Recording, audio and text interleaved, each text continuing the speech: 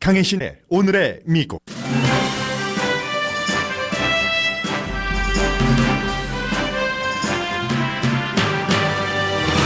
폼페오 국무장관이 이번 주 일요일 김정은 위원장을 만나면 북한의 비핵화 의지와 미국으로부터 원하는 것을 파악할 수 있을 것으로 예상됩니다. 트럼프 대통령의 김정은 위원장에 대한 비합리적인 애정 표시와 현재 트럼프 대통령의 곤란한 위치가 북한에게 유리한 방향으로 흘러갑니다. 트럼프 대통령이 탈세 등 극도의 불법 행위들을 동원해 재산 증식을 했다는 뉴욕타임스 보도 이후 뉴욕 관계당국이 사실 여부 조사를 시작했습니다. 대통령은 망해가는 뉴욕타임스의 가짜뉴스라고 주장하지만 뉴욕타임스는 트럼프 대통령 아버지의 세금 보고서 약 10만 페이지를 18개월 동안 분석해 내놓은 기사입니다. 뉴욕타임스는 이제 트럼프 대통령의 세금 보고서를 보자고 사설에서 주장했습니다. 연방 대법관 지명자의 성폭행 주장에 대한 수사는 빠르면 오늘 끝날 것으로 알려졌습니다. 트럼프 대통령은 지명자로부터 성폭행 당할 뻔했다고 증언한 포드 교수를 강하게 비난했습니다. 며칠 전에 포드 교수를 믿을 만하고 아주 좋은 사람이라고 말하면서 FBI 수사를 지시했던 때와 완전히 반대 발언입니다. 대통령이 가장 좋아하는 팍스 TV 진행자조차 대통령이 잘못된 전략적 발언을 했다고 코멘트했습니다. 반면 작은 숫자이긴 하지만 지명자를 지지한다는 시위도 있습니다. 미국이 중국 유학생 입국 금지를 고려했고 다시 입국 금지를 고려할 수 있다고 파이낸셜 타임스가 보도했습니다.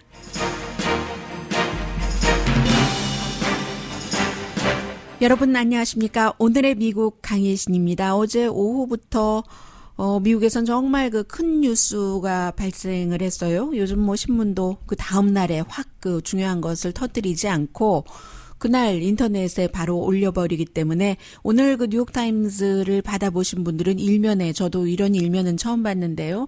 서류가 잔뜩 사진이 뭐 한두 장이라던가 아니면 작은 사진 한 장 크기 조금 크게 뭐 작다기보다 그렇게 해서 그 안에 여러 개의 서류를 놓은 것이 아니라 굉장히 그 큰 지면을 통해서 여러 가지 그 자료, 체크, 뭐 세금 보고서 같은 사진이 있고 헤드라인에서 말씀드린 것처럼 트럼프 대통령이 뭐 3살 때부터 그 아버지에게 1년에 20만 달러씩 받았다고 하죠. 그러나 이제 뭐 합법적으로 받은 것은 문제가 없으나 너무 많은 불법들이 있었고 그게 지금까지 그 대통령으로서 캠페인할 때부터 지금 현재까지 해왔었던 말들과 다르고 뭔가 이제 취해야지 될 조치도 있다 하는 그런 내용이 미국을 다 덮었습니다. 뉴욕타임스가 보도를 했지만 다른 모든 신문들 오늘 뭐 워싱턴 포스트도 나름대로의 심층 취재를 했고 CNN을 포함해서 팍스뉴스도 보도를 하고요. 물론 보도 방향은 조금씩 차이가 납니다만은 그 팩트 자체는 취재를 한 뉴욕타임스를 인용을 하죠. 그래서 지금 이 내용은 트럼프 대통령의 앞으로의 그 정치적인 그 여러 가지의 타격을 줄 수도 있기 때문에 미국에서 너무 중요합니다. 광고 들으시고 나서 그 뒤에 좀 전해드리겠습니다.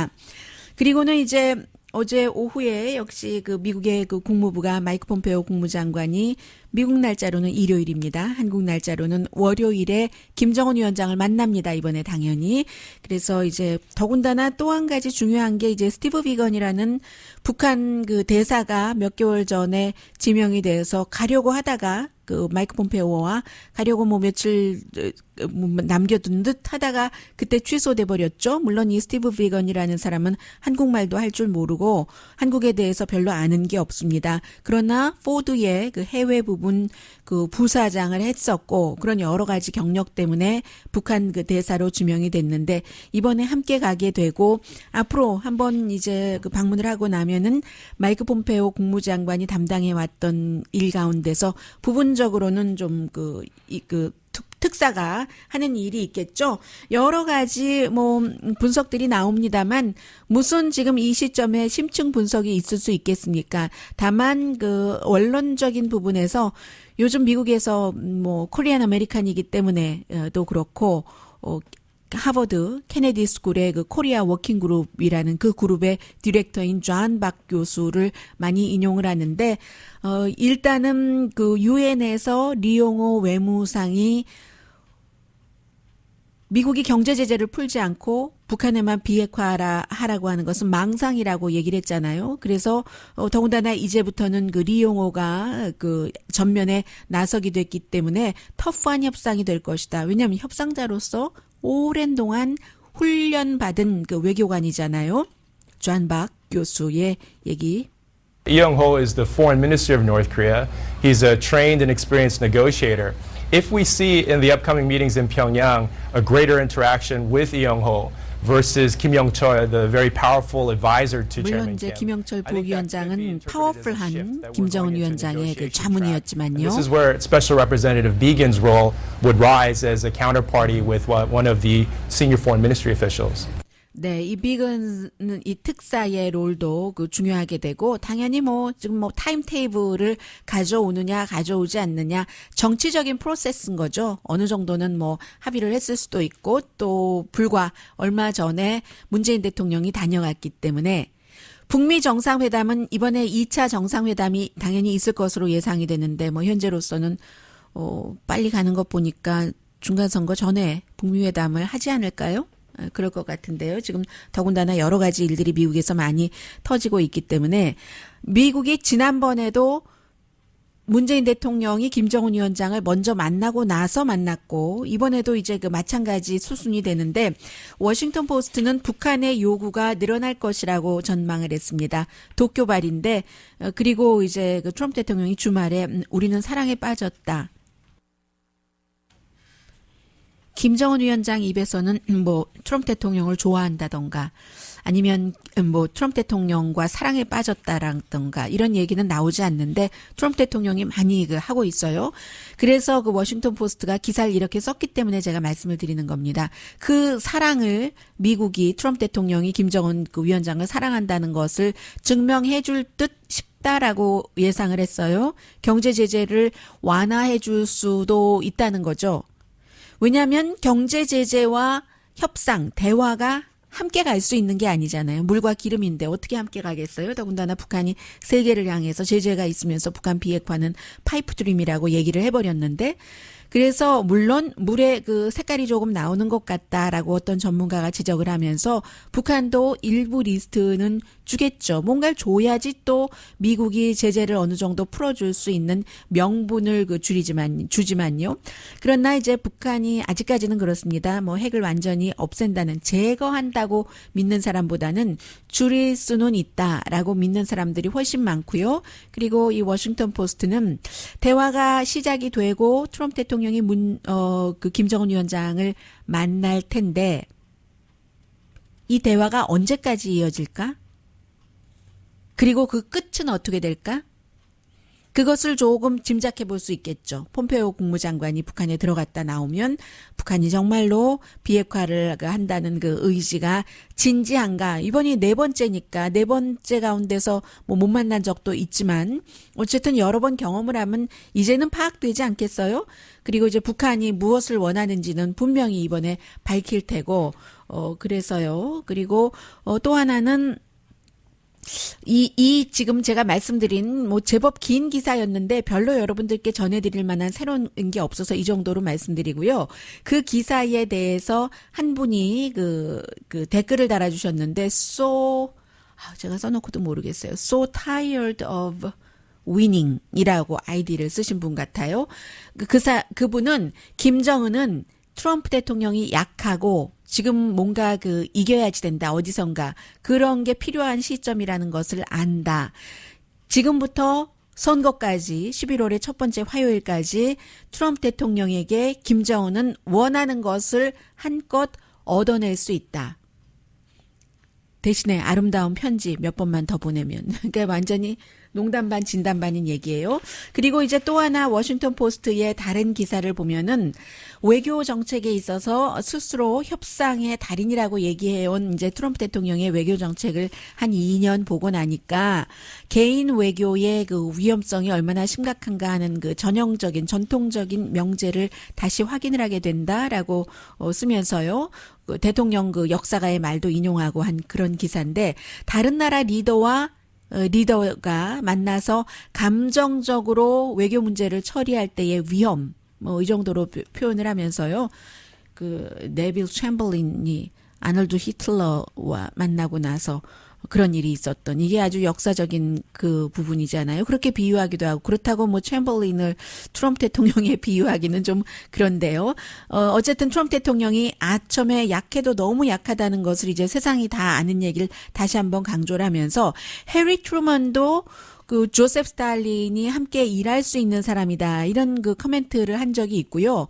반면에 또 조지 부시 대통령은 블라디미르 푸틴 그 러시아 대통령을 너무 싫어해서 조지 부시 대통령이 좀 순수한 데가 있잖아요. 그래서 그 푸틴의 눈을 보면 아주 나쁜 영혼이 보인다고 얘기한 적도 있고 그래서 이제 그 뒤에 그 오바마 대통령도 푸틴과 코드가 맞진 않죠. 개인적으로는. 그러나 그럼에도 불구하고 같이 협력을 해야 될 것이 있기 때문에 테러와의 전쟁 등등 시리아 문제 등등에서 조금 리셋 버튼을 눌러보기는 했는데 뭐 잘 된 것도 있고 안 된 것도 있고요. 그에 비해서 이제 그 트럼프 대통령을 like 힘을 넘어서 그 love 힘까지 그 얘기를 했기 때문에 이런 그 위험성이 있다는 그 내용의 기사였어요. 그 기사에 대해서 또 많은 사람들이 댓글을 달았는데 어떤 댓글이냐면 몇 개만 소개를 해드립니다. 그러나 이 댓글은 워싱턴 포스트에 달려있는 댓글이기 때문에 진보 성향의 신문인 그런 워싱턴 포스트를 좋아하는 사람이 이 기사를 읽고 단 그 댓글이라는 것 말씀드리고요. 프리 그 서울에 계시는 분이에요. 서울에 계시는 분인데 프리 그 고래 이렇게 쓰셨네요. 한국 상황을 지금 보면 한국 사람들은 두려움 속에 산다. 요즘에 긴장이 완화되긴 했지만 그리고 또 한 가지는 평화를 이루려면은 아주 그 냉정한 그런 그 머리를 가져야지 된다는 것을 우리는 안다. 그런데 트럼프 대통령은 둘 다 부족하다. 2017년도에 아니 우리가 죽어? 한국 사람 죽는 거잖아. 하면서 전쟁을 원했던 트럼프 대통령이 2018년도에는 계획도 없이 감정적으로 접근을 해서 핵 협상을 한다고 한다. 트럼프 대통령이 핵 협상을 하려고 심각하게 생각을 했다면 싱가포르에 그렇게 생각 없이 척 등장할 것이 아니었다라고 얘기를 하고요. 그리고 이제 또 다른 분들은 트럼프 대통령 너무 순진하다. 바보 같다. 지금 본인의 입으로 직접 우리는 사랑에 빠졌다라고 얘기를 했는데 다음엔 무슨 말을 할까? 지어낸 소설보다 더 이상한 소설이다. 그게 우리 대통령이다라고 쓴 사람도 있고요. 어떤 분은 내가 정신건강 전문가가 아니지만 트럼프 대통령은 나르시스트와 그 열등감에 빠진 사람의 그 복합체다, 종합체다 이렇게 얘기를 했고 또 다른 분은 김정은이 그 아주 큰 군사 퍼레이드에 트럼프 대통령을 초대한다면 그리고 공개 처형을 하면서 트럼프 대통령에게 보여준다면 그러면 김정은은 평생 트럼프를 자기 편으로 할 수 있을 것이다.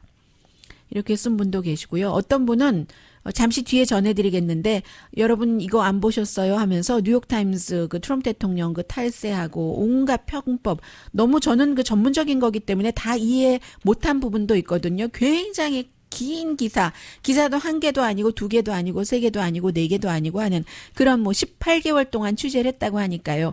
여러분 이거 보셨어요 하면서 어떤 분이 댓글 남기는 이 자리에 그 뉴욕타임스 기사를 링크하신 분도 계시고요. 또 한 분은 사람들이 많이 얘기하지 않는데 한국으로서는 사실 이게 좀 불편한 부분이긴 해요. 더 큰 그 평화, 뭐 남북 화합, 뭐 같은 민족 이런 것을 나아가야지 되니까 북한의 인권 같은 것을 얘기하기가 어떤 때 굉장히 힘든 경우가 있겠죠. 그게 또 인권 그 변호사로서 문재인 대통령도 얼마나 그 딜레마겠어요. 그런데 이제 미국에서는 이 얘기를 자연스럽게 할 수가 있죠. 러시아에 대해서도 중국에 대해서도 인권 탄압을 강하게 얘기할 수 있는 나라가 미국이기 때문에 한 그 댓글 다신 분이요.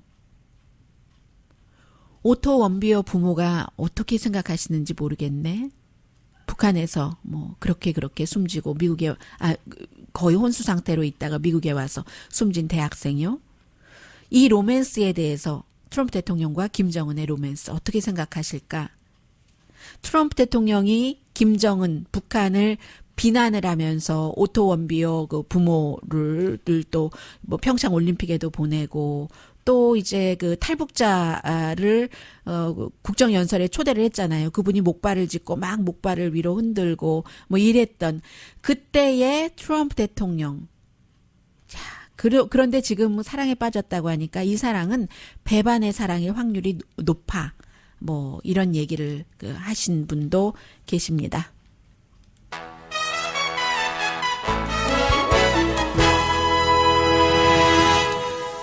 트럼프 대통령을 지지하시는 많은 분들이 아니 미국이 북한에 뭘 줬냐 하고 얘기를 하고 트럼프 대통령 자신도 요즘에 그런 얘기를 많이 합니다. 그러면서 내가 만나준 것밖에 없다는데 만나준 것이 almost everything일 수도 있어요.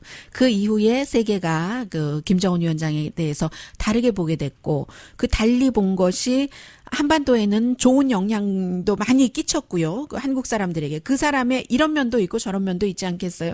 뭐 형을 그 독살하고 암살하고 뭐 고모부를 처형하고 한 것도 김정은이고 그렇지만 또 그 소박한 겸손한 모습을 보여주고 예의 바른 그 모습을 보여준 것도 그게 어떻게 100% 연기로 가능할 수도 있겠습니다만은 연기자는 아니니까요. 그것도 김정은이고 여러 그 모양의 김정은을 지금까지 한쪽만 봤다면 직접 보고 음성을 들었기 때문에 그게 이제 그 자체로서 트럼프 대통령이 북한에 많은 것을 준 것일 수도 있고요.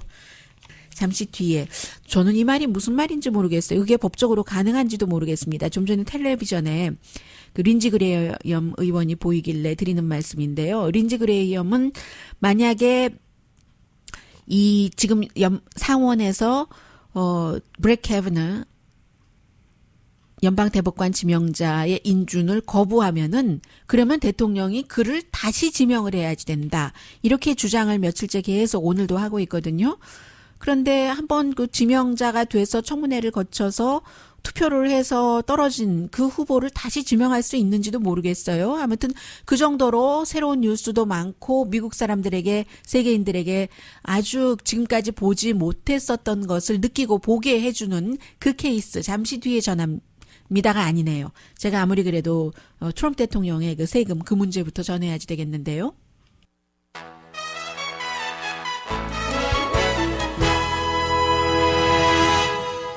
라디오 서울 방송 오늘의 미국 듣고 계십니다. 네, 그 지금 트럼프 대통령 뭐 화면 어차피 끝났으니까 이 얘기부터 드리겠습니다. 1990년대 트럼프 대통령의 아버님이 오래 사셨어요. 93세까지 사셨습니다. 물론 그 큰 재산 물려주는 것은 본인이 돌아가시기 전까지 안 했지만 부자들은 그렇게 하잖아요. 뭐 매년 얼마씩 줄 수 있는 게 있기 때문에 트럼프 대통령이 이제 유아 때부터 1년에 뭐 20만 달러씩 주고 나중에 성인이 돼서는 뭐 500만 달러씩 주고 뭐 등등 그랬는데 지금까지 이제 트럼프 대통령이 늘 얘기할 때 나는 아주 작은 돈을 아버지에게 융자받아서 그래서 자수성가했다. 그 작은 돈이 100만 달러라고 해서 사람들은 그것도 작은 돈이 아닌데 했어요. 그런데 그 트럼프 대통령이 작은 돈이라고 했었던 돈이 그게 아니고 6,070만 달러를 아버지에게 빌린 겁니다. 아버지가 아들에게 빌려줬어요. 그거 뭐 하나도 이자 안 받고 나중에 돌려받지도 않고 빌려주는 형식으로 뭐 이런 형식으로 이제 했다는 거예요. 인플레이션까지 따지면 뭐 지금으로 따지면 그게 뭐 1억 4천만 달러 정도는 된다고 하거든요. 그래서 아버지가 돌아가실 때 전체적으로 그 10억 달러를 자녀들에게 상속을 했습니다. 트럼프 대통령 뭐 형제 그 자매가 있으니까는요. 그럴 때 이 트럼프 대통령이 받은 그 돈으로 따지면 상속세가 55%였으니까는요. 그러면은 뭐 5억 5천만 달러 정도는 냈어야지 되는데 그런데 뭐 5%밖에 안 냈다는 얘기거든요. 결국은 뭐 받은 돈은 뭐 4억 1,300만 달러 정도는 되고 트럼프 대통령이 많이 받았어요.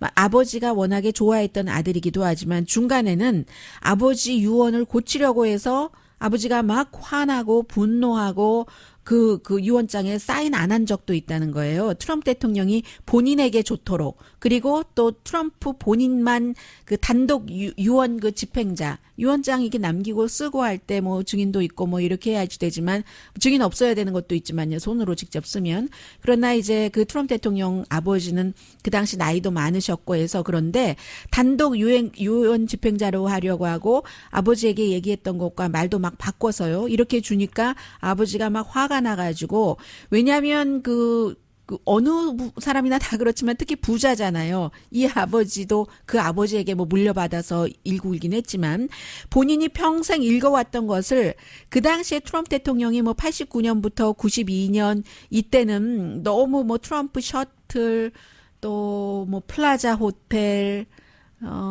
아틀란타 카지노도 이때였었죠. 그래서 트럼프 대통령이 굉장히 어려웠었어요.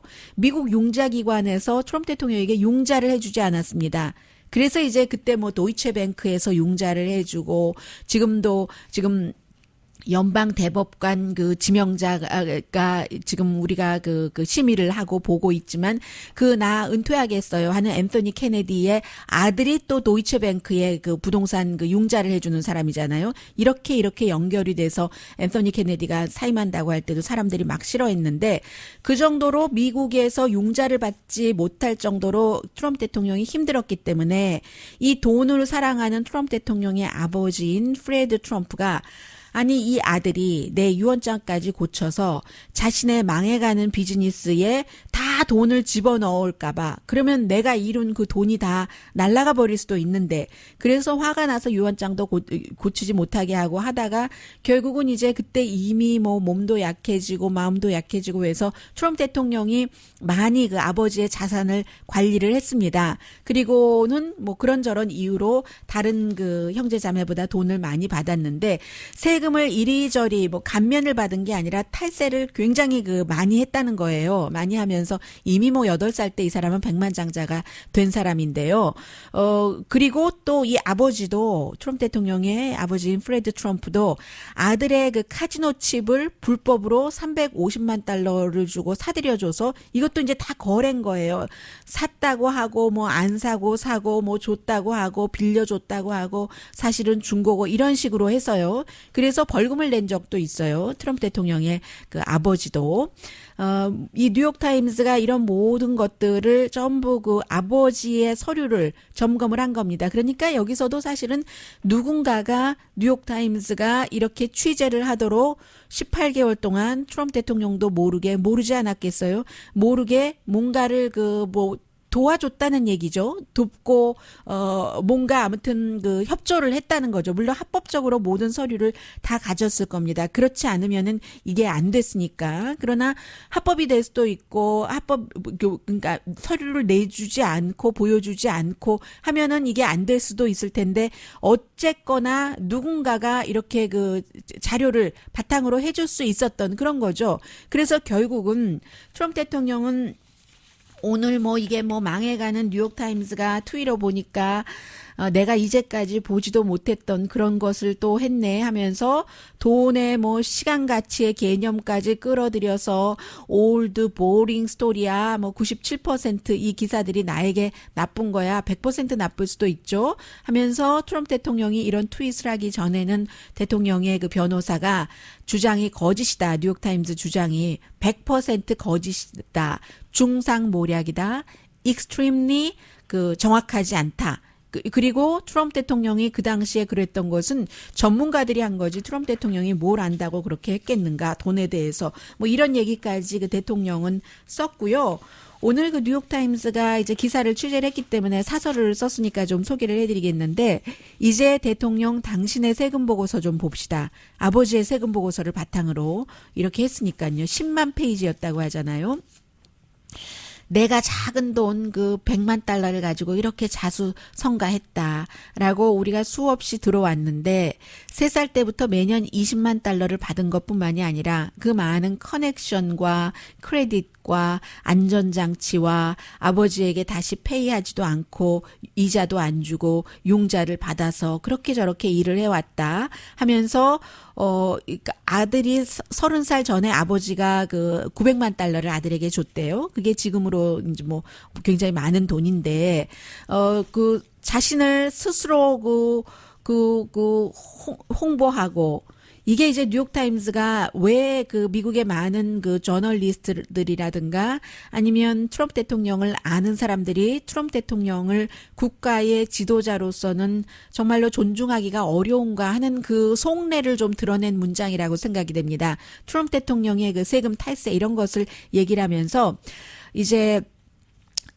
지금도 많은 그 미디어 사람들은 웃는데요. 언젠가 제가 여러분들께 소개를 해드린 적이 있는데 트럼프 대통령이 잡지 포브스가 그 이제 매년 그 랭킹 그 매기잖아요. 부자. 그 부자 리스트에 본인이 안 들어있다고. 어떤 때는 존 베론이라고, 어떤 때는 존 밀러라고 이름을 바꿔가면서 본인이 직접 트럼프 대리인이라고 이렇게 그 전화를 걸어서 본인이 전화하면서 이름 바꿔서 내가 트럼프 대리인인데 뭐 아버지가 상속은 완전히 정말 돌아가시면서 했거든요. 큰 상속은, 작은 이런 상속은 했어도 작은 그 선물 주는 거, 기프트적인 상속이 아니라 그렇게 내가 이미 오래전에 아버지에게 다 그 유산 상속을 받았기 때문에 얼마나 부자인데 그렇게 랭킹에 올려달라고, 그런 일들을 그 미디어 사람들은 지금도 많이 얘기하고 웃는다는 겁니다. 자신을 스스로 홍보하는 게 아주 그 지나쳐서. 그리고 또 트럼프가 데이트한 모델 숫자가 얼마나 많은지를 다 봤고,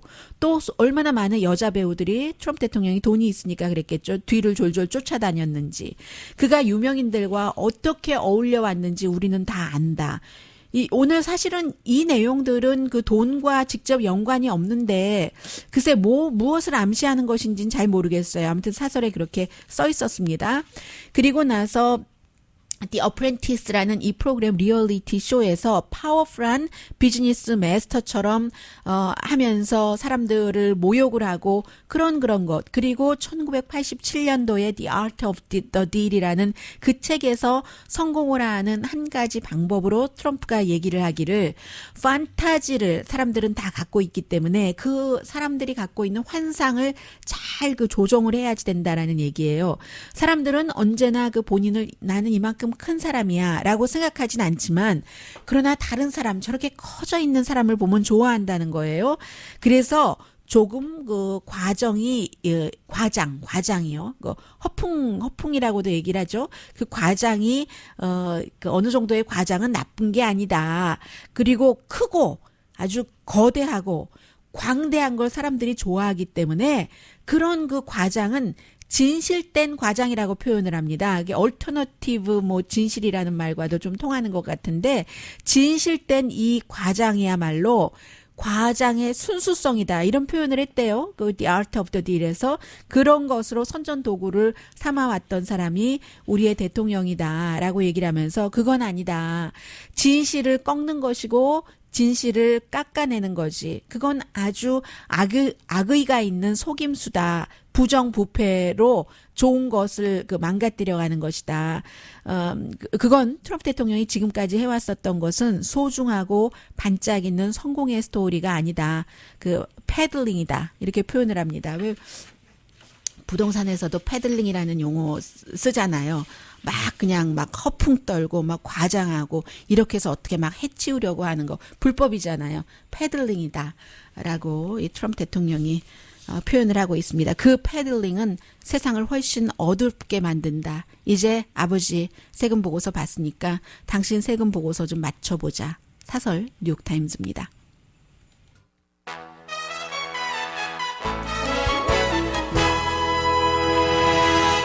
라디오 서울 방송 오늘의 미국 듣고 계십니다. 어제 그 트럼프 대통령이 그 지지자들 앞에서 그 연설을 했었던 그 부분이 많이 오늘 의회에서도 얘기가 되고, 그 팍스뉴스의 팍스 앤 프렌즈의 그 진행자들도 얘기를 하고 하는데, 이게 연방 대법관 지명자에게 본인이 그 고등학교 다닐 때 강간당할 뻔했다라고 얘기하는 크리스틴 그 포드 그 교수의 말에 대해서, 그 당시에 이제 크리스틴 포드 교수는 연방 대법관 지명자는 술에 취해 있었고 본인이 그 집에 도착하기 전에 본인은 한 잔 마셨다고 했어요. 그 그런데도 불구하고 이 트럼프 대통령이 어제 그 흉내를 내면서 그런데 뭐 집에 어떻게 갔는지도 기억나지 않고 또 어느 지점에 그 집이 있는지도 기억나지 않고 맥주 한 잔에 그럴 수가 있느냐. 남자 인생을 다 망가뜨렸다. 산산조각을 냈다. 그의 와이프와 뭐 아이들은 어쩌고 이런 식으로 얘기를 했습니다. I had one beer, right? I had one beer. Well, do you think it was? Nope, it was one beer. Oh, good. How did you get home? I don't remember. How'd you get there? I don't remember. Where is the place? I don't remember. How many years ago was it? I don't know. I don't know. I don't know. I don't know. What neighborhood was it in? I don't know. Where's the house? I don't know. Upstairs. 네, 그 지지자들의 환호가 이제 그 트럼프 대통령과 연방 대법관 지명자 그 연결 그리고 이 사람들은 이 사건을 어떻게 보는가 하는 것을 많이 그 드러내고 있죠. 그래서 이제 트럼프 대통령이 결국은 연방 대법관 지명자를 지지한다는 Where 얘기예요. was it? I don't know. But I had one beer. That's the only thing I remember. And a man's life is in tatters. A man's life is shattered. His wife is shattered. His daughters, who are beautiful, incredible young kids. They destroy people. They want to destroy people. These are really evil people. 네, 사악하다고 얘기를 했죠. really 그 evil people이라고 얘기를 했습니다. 그리고 이 연방 대법관 지명자의 와이프, 그 beautiful한 daughter는 얘기를 했지만 성폭력 피해자에게는 얘기를 하지 않았다. 성폭력 피해자에 대해서는 그런 얘기들이 이제 많이 나오고요. 이제 이렇게 미시시피로 가서 연설을 했는데 그 전에 그리고 연설에서 이런 얘기도 했어요. 당신의 아들을 생각해봐라. 당신의 남편을 생각해봐라. 정말로 이게 힘들다 하면서 그 미시시피로 가기 전에는 미국의 젊은이들이 너무 그 무서운 시대에 살고 있다. 남자를 얘기를 하는 거예요. 그런 시대에 살고 있다라고 얘기를 했습니다. 그런데요, 어제가 화요일이었잖아요. 금요일에 트럼프 대통령이 그 집무실에서 이 같은 사람을 두고 지금은 뭐 이 그 포드 교수를 포함해서 다 evil 그 people이라고 얘기를 했는데 요즘 트럼프 대통령 주변에서 뭐 사악하다는 얘기들이 상당히 많이 나오고 있습니다. 그래서 이 포드 교수에 대해서 사악하다고 했는데 불과 며칠 전에는 정말로 fine people이다라고 얘기를 하면서 포드 교수의 그 증언이 믿을만하다 했습니다. Her testimony was very compelling, and she looks like a very fine woman to me. Very fine woman. And I thought that Brett's testimony, likewise. 그래서 그 정말 좋은 사람이고 그래서 뭐 결국은 그 FBI가 추가 수사를 하도록 대통령이 허락을 해야지 할 수 있는 거니까요. 그렇게 했습니다. 그런데 이제 며칠 뒤에 지금 이게 바뀐 거예요. 그러자 그때 그 지난 주말에 이 사람을 인준 투표를 하려고 했었던 것을 미루게 연기하도록 힘을 쓴 공화당의 제프 프레이크 의원이라든가 또 역시 중요한 한 표입니다. 공화당의 수잔 콜린스는 대통령의 이 말은 그냥 단순히 plain wrong 잘못됐다라고 그 얘기를 하고 있고 팍스 앤 프렌스도 대통령이 아마 그 전략을 잘못 세운 것 같다 이렇게 얘기를 하는데 왜냐하면 그 일주일까지 끝까지 가지 않고 어쩌면 오늘 그 FBI 연방 수사국이 수사를 다 끝낼 수도 있다는 얘기가 어제부터 들려오고 있거든요. 그리고 당사자인 이 포드 교수에게는 FBI가 접근하지 않았고 그러면 FBI가 고등학교 때의 친구들 또 대학교 때의 친구들을 인터뷰를 했으니까 그 인터뷰에 관한 것을 작성을 해서 다이언 파인스타인 연방 그 상원 의원은 전부 이것을 트랜스크립으로 만들어 달라고 요청을 했는데 백악관에도 보내고 상원 의원들에게도 보내잖아요. 그러면 이게 뭐 얼마 남지 않은 일인데 대통령이 지금 이 순간에 그렇게 어쨌든 성폭행 피해자라고 주장을 하고 있고 실제로 본 자신도 저 교수의 말이 맞다고 얘기를 했고 수많은 사람들이 오히려 연방 대법관의 말보다 이 그 포드 교수의 말을 더 믿는 상황에서 evil people들이라고 이렇게 얘기를 하고 그게 기억 안 난다는 게 말이 되느냐 하는 이게 그 위험한 전략이다라고 얘기를 했습니다. 그렇죠. 증거를 많이 그 내놓지 못했어요. 그리고 36년이나 된 일이고 그런데 이제 사람들이 그 술을 한 잔 먹었어도 술은 다 깼을 것 같아요. 오히려 그냥 상식적으로 술은 깼겠죠. 그러나 어떤 그 충격이 있었을 때 본인이 또 뭐 잊으려고 했고 할 때 그 저는 정신 분석가가 아니라서 모르지만 사람들의 말을 이렇게 뉴스에 나오는 말을 종합해 보면은요. 그런 경우에 이제 그런 그 피해자들은 기억하는 부분만 기억하고 많은 부분을 기억하지 못하고 어떠한 그 충격으로 그럴 수도 있고 이 포드 교수도 잊어보려고 잊고 살려보려고 했는데도 2012년까지도 그런 일이 집 그 수리할 때 우리는 프론트 도어를 2개 해야지 돼 해서 남편과 알규하다가 정신과 의사 상담을 받아서 이런 일을 이런 일이 있었다는 것을 드러내놨다는 것 아니겠어요. 그래서 일반인들은 알 수가 없죠. 연방 수사국에 또 수사가 나와봐야 그 결과가 나와야지 되는데 조사가 그런데 그 부분에 대해서도 뭐 해석하기 나름이기 때문에요. 공화당은 이미 가장 그 보수적인 그 캐버나를 지명하기 이제 투표를 하기를 원하고 있고 민주당은 이 사람이 그 사건뿐만이 아니라 청문회 과정에서 버럭버럭 화를 내고 막 종이를 거의 던지듯이 하고 또 본인 주변 사람들과 본인에 대해서는 굉장히 컴패션이 많은데 그 밖의 사람에 대해서는 화나고 삿대질하고 뭐 이런 그런 부분들이요. 그런 것들이 모든 것을 공정하게 공정한 판결이 있는지 없는지 모르겠습니다만은 하도록 최선을 다하는 게 잡인 연방 대법관에는 적절하지 않다 하는 것을 지금 민주당이 밀어붙이는 거고요.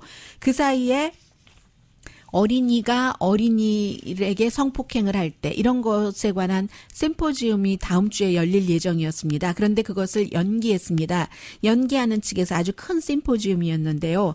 원래 다음 주에 카톨릭 스쿨 대학교의 부설 그 학교에서 열릴 예정이었는데 그 카톨릭 대학의 총장이 이 캐버너를 지지하면서 아주 그 포드 교수에 대해서 불행하게도 아주 그 품이 없는 여자가 그렇게 그 지명자를 힘들게 하고 있다는 것을 트윗을 했고 이런 것이 문제가 되기 때문에 심포지움은 연기됐고요.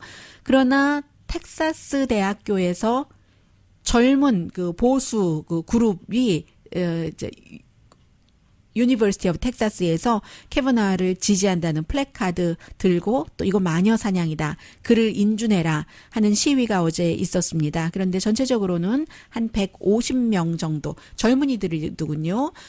그를 지지해라, 투표해라 하는 그런 시위도 있었습니다.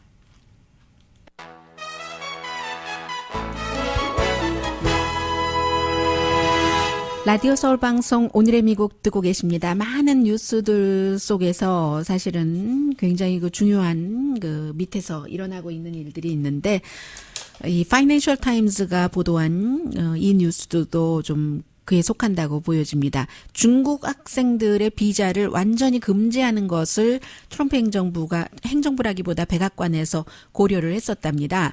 그래서 백악관에서 이제 특히 그 스티븐 밀러 자문이 얘기를 해서 이 사람은 뭐 중국 사람들, 중국 학생들 스파이를 많이 한다 뭐 이런 얘기들을 했고요. 그러나 반대의 의견이 더 강했었던 거죠.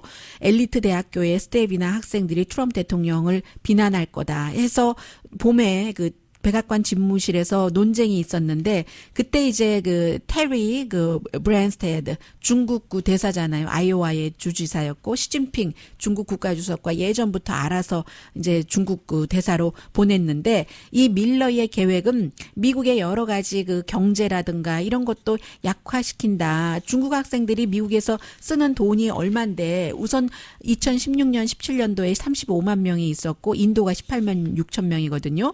중국 학생이 미국 경제에 2017년도에 180억 달러를 했다. 물론 스파이 같은 거 걱정할 만도 하지만 그러나 그게 걱정돼서 유학생들 못 오게 한다는 것은 과잉 대응이다. 그 사람들이 미국에서 공부하고 가서 또 미국에 대해서 얼마나 그 좋은 영향력을 끼치는가. 대부분이 미국과 중국에서 다리 역할을 하지 위협이 아니다라고 했고 그럼에도 이제 스티븐 밀러뿐만이 아니라 피터 나바로 같은 경제자문도 계속 이 이슈를 가지고 나오고 있기 때문에 트럼프 대통령이 다시 언젠가는 이 중국 학생들을 지금 무역 전쟁하고 있잖아요. 완전히 미국의 유학생을 받아들이지 않을 수도 있다. 파이낸셜 타임즈의 보도입니다. 그리고 이제 이런 그 취재를 할 때 파이낸셜 타임즈, 뉴욕 타임즈, 워싱턴 포스트 정도 되면 항상 백악관에 확인 요청하고 하잖아요. 노 코멘트였습니다. 강혜신이었습니다.